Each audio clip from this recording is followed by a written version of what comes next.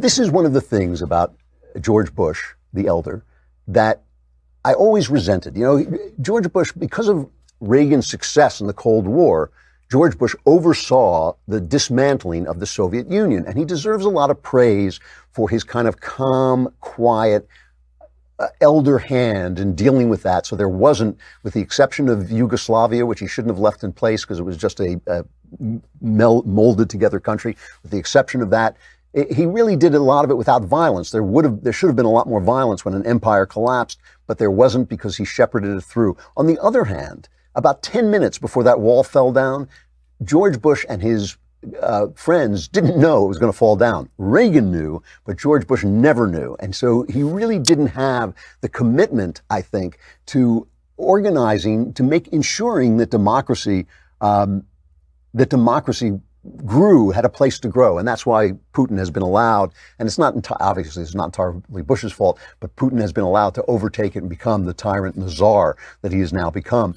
The thing that I resented about both Bushes, and I liked both of these people, I think they're both admirable men. I think the elder George Bush was a genuinely great citizen of the United States of America. However, he made a speech when he was nominated for president after serving as Reagan's vice president that has been often quoted, but has always bugged me. I'll play a little bit of it. This is cut number 2. Prosperity with a purpose means taking your idealism and making it concrete by certain acts of goodness. It means helping a child from an unhappy home learn how to read. And I thank my wife, Barbara, for all her work in helping people to read, in all her work for literacy in this country. It means teaching troubled children through your present that there is such a thing as reliable love. Some would say it's soft and insufficiently tough to care about these things. But where is it written that we must act if we do not care, as if we're not moved? Well, I am moved. I want a kinder and gentler nation. So it's said that Nancy Reagan leaned over to Ronald Reagan when she heard that and said, kinder and gentler than whom?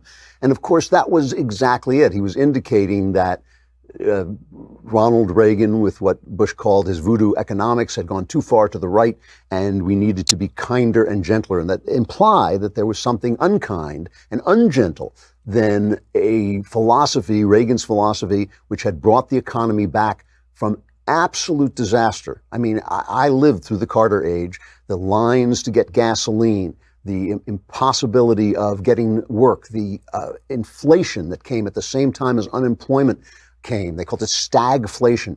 It was a disaster, and all the left-wing articles that you heard during the Obama administration, oh, the country's just become ungovernable, were in place. It was not Carter's fault because he was a Democrat, not Carter's fault that, you know, our people were getting held hostage.